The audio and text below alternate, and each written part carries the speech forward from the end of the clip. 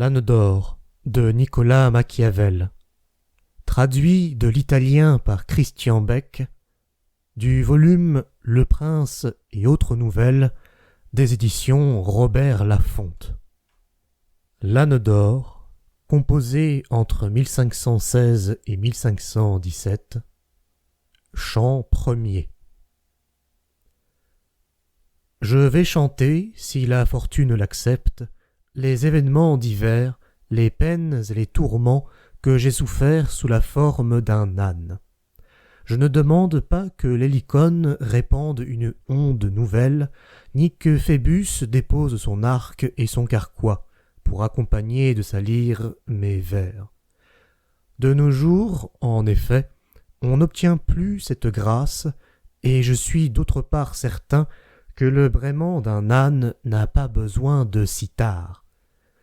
Je n'attends ni argent, ni récompense, ni mérite, et ne me soucie pas plus d'être mordu par quelque détracteur masqué ou découvert. Je sais combien la gratitude est sourde aux prières des hommes, et n'ignore pas davantage combien un âne se souvient de ses bienfaiteurs. Je crains moins les morsures et les coups qu'auparavant, depuis que j'ai acquis la nature de celui que je chante. Si à cette nature j'obéis encore plus que je ne le faisais, c'est qu'ainsi l'ordonne l'âne sous le cuir duquel j'ai vécu. Jadis, toute la ville de Sienne en voulut faire boire à la fontaine Branda, et ne put lui mettre dans la bouche qu'à peine quelques gouttes d'eau. Mais si le ciel ne déverse pas sur moi de colère nouvelle, on entendra braire dans le monde entier, et tant pis pour qui écopera. Mais avant que je ne commence à narrer de mon âne les diverses aventures, ne vous déplaise d'entendre une nouvelle. Il y eut, et ses parents encore n'ont pas disparu, un certain jeune homme à Florence, descendant d'une ancienne lignée. Peu à peu grandit chez lui la manie de courir de partout dans la rue et par tous les temps, sans aucun égard. Son père s'affligeait de cet accident, d'autant que les raisons de ce mal lui étaient inconnues.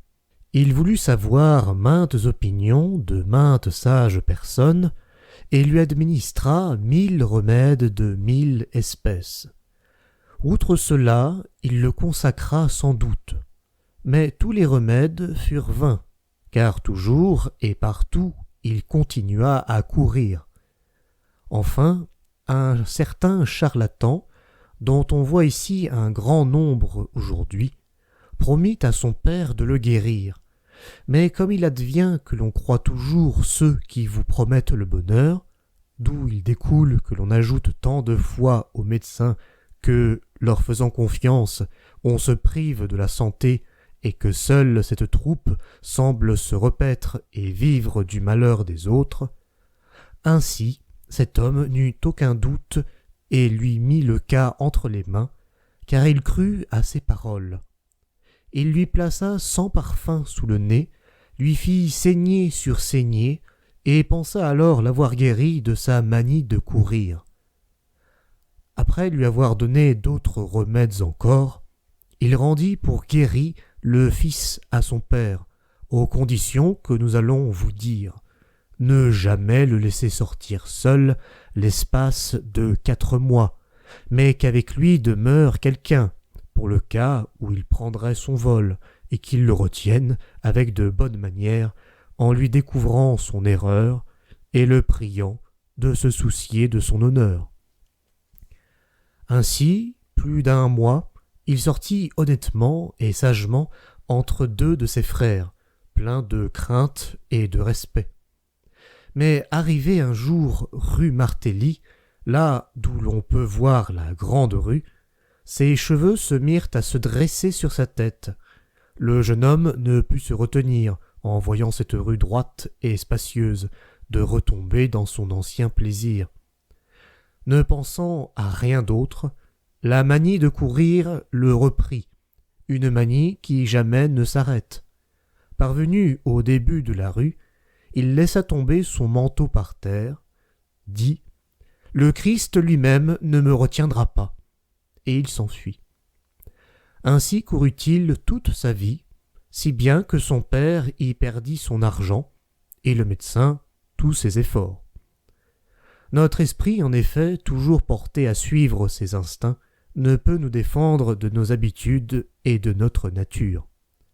Pour moi, ayant l'esprit poussé à mordre tout un chacun, à un moment je suis resté calme, bénin et patient, ne notant plus les défauts des autres, cherchant à procéder d'une autre manière, au point que je me crus guéri. Mais notre époque, méchante et cruelle, est telle que, sans avoir les 100 yeux d'Argus, on voit plutôt le mal que le bien. Aussi, je répands encore quelques venins, bien que j'aie perdu l'habitude de dire du mal.